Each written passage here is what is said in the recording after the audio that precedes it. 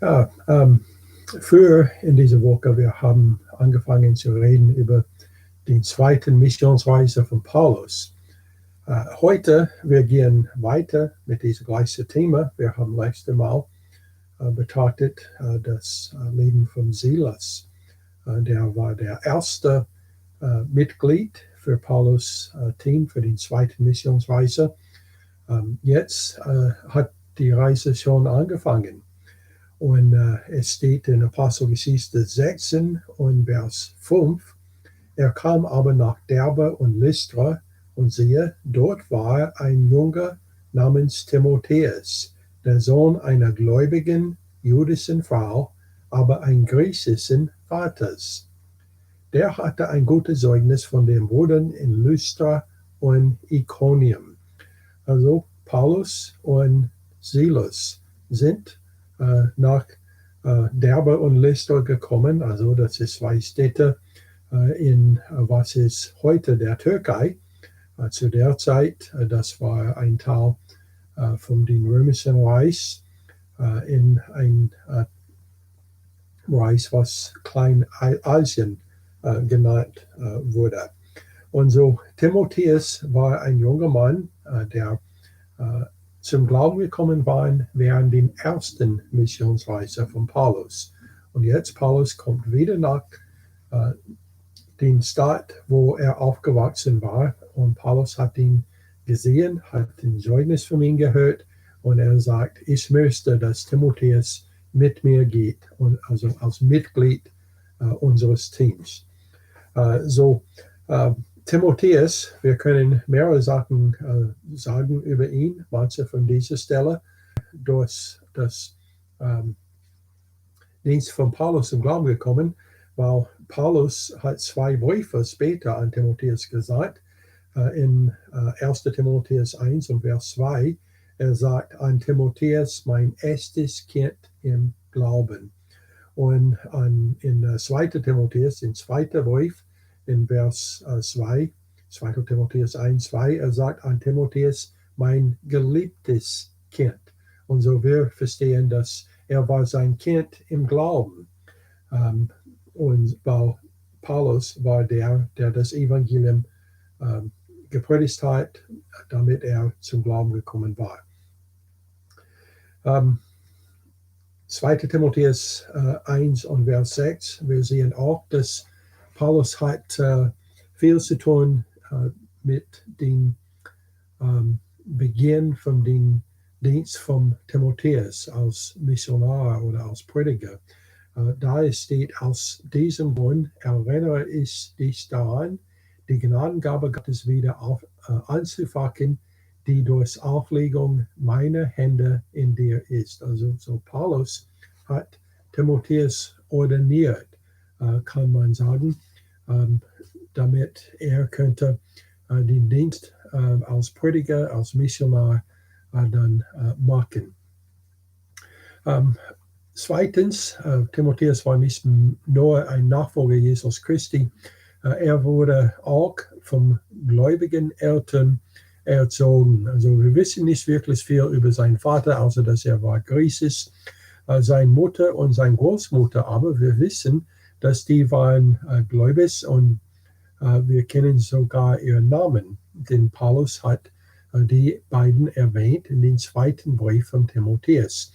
2. Timotheus 1,5. Er sagt, dabei halte ich die Erinnerung an deinen ungeheuchelten Glauben fest, der zuvor in deiner Großmutter Lois und deiner Großmutter und deiner Mutter Unica gewohnt hat. Ich bin aber überzeugt, auch in dir. Und so Timotheus in der Zeit zwischen den ersten und zweiten Missionsreise, als er aufgewachsen war, er hat gläubige Eltern, Großeltern, die ihm geholfen hat, die ihm vieles gelehrt hat. Also Timotheus zu Beginn der zweiten Missionsreise war noch ein sehr junger Mann, vielleicht noch ein Jugend. Und Paulus möchte, dass er mit ihm geht, als man könnte sagen, als Praktikant, also damit er mehr von Paulus lernen kann. Und er wurde auch zu ein sehr wichtiger Mitglied des Teams geworden. Es steht auch in Vers 2 von Apostelgeschichte 16, dass Timotheus hatte ein gutes Zeugnis von den Brüdern. Das war auch sehr wichtig.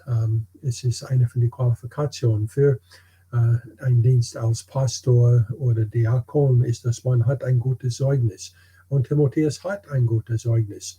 Also er war Nachfolger Jesus Christi. Er wurde von gläubigen Eltern erzogen und er hat ein gutes Zeugnis von den Brüdern. Dann kommen wir zum Vers 3. Es steht, diesen wollte Paulus mit sich ziehen lassen. Und er nahm ihn und ließ ihn beschneiden, um der Juden willen, die in jener Gegend waren, denn sie wussten alle, dass sein Vater ein Grieche war. Also in den jüdischen Glauben, so man ist Jude durch die Mutter. Und so Paulus wurde gesehen, oder Timotheus wurde gesehen als Jude, obwohl sein Vater Griechisch war. Aber er wurde nie beschnitten. Und damit das nicht so ein Problem kommen würde, Paulus sagt, okay, wir werden das jetzt machen und dann wird es kein Problem geben. War es nötig, als einen Nicht-Jude beschnitten zu werden, also mit einem griechischen Vater? Nein, die Gruppe in Jerusalem hat schon entschieden, dass es nicht nötig war. Aber da Timotheus Jude war, Paulus meinte, dass es wäre besser für ihn. So er wurde beschnitten. Vers 4. Als sie aber die Städte durchzogen, übergab sie ihnen zur Befolgung die von den Aposteln und den Ältesten in Jerusalem gefasste Beschlüsse. So wurden nun die Gemeinde im Glauben gestärkt und nahmen an Zahl täglich zu. Wir lernen von dieser Stelle hier, dass Timotheus hat eine sehr enge Beziehung mit Paulus gehabt. Während dieser Reise, aber auch davor, als die noch in Derbe und Lystra war, als Timotheus, als er noch jünger war, zum Glauben gekommen war.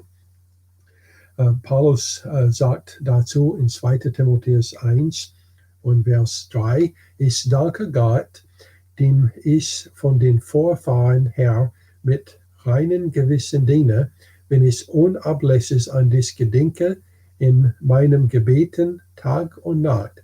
Und ich bin voll Verlangen, dich zu sehen, da ich mich an deinen Tränen erinnere, damit ich mit Freude erfüllt werde. Also Paulus betet regelmäßig für Timotheus und er vermisst ihn, wenn er nicht dabei war. Und er erinnert nach, als er ihn zuletzt gesehen hat, dass Timotheus hat Tränen in seinen Augen gehabt, weil die haben eine sehr enge Beziehung gehabt, wie ein Vater und seinen Sohn, aber im geistlichen Sinn. Philipper 2, Vers 22. Paulus redet über, wie Timotheus mit ihm gedient hat. Und so wir sehen da auch diese sehr enge Beziehung. Es steht, wie er sich aber bewährt hat, da wisst ihr, dass er nämlich wie ein Kind dem Vater mit mir gedient hat am Evangelium. Und das war besonders, dass Paulus und Timotheus haben so gedient wie ein Vater und Kind. Und also das war eine sehr enge Beziehung und Paulus war sehr stolz auf Timotheus und das, was Timotheus gemacht hat, als er mit Paulus war, aber auch danach, als er selbst angefangen hat mit seinem eigenen Dienst. Und dann, es gibt noch etwas, also wir haben schon gesagt, er war Nachfolger Jesus Christus, er wurde von gläubigen Eltern erzogen, er hat ein gutes Zeugnis von ihm. Paulus sagt in Philipper 2, Vers 20 bis 21, denn ich habe sonst niemand von gleicher Gesinnung, der so redlich vor eure Anliegen sorgen wird. Denn sie suchen alle das ihre, nicht das, was Christus Jesus ist. und denken nur an sich selbst. Aber Timotheus, er sagt, er war besonders. Er denkt gar nichts über sich selbst, sondern nur das, was Jesus Christus ist. Und so Paulus sagt, er ist von richtiger Gesinnung. Und so Paulus sagt, er müsste Timotheus mit ihm nehmen, als den dritten Mitglied des Teams. Lass uns beten. Vater, ich danke dir für diese Geschichte, die wir haben von Paulus und seine zweite Missionsreise. Vater, ich bete, dass du wirst uns alles helfen, das zu verstehen und dass es wird eine Ermutigung für uns sein, treue Diener zu sein für den Herrn. Ich bitte in Jesus' Namen. Amen.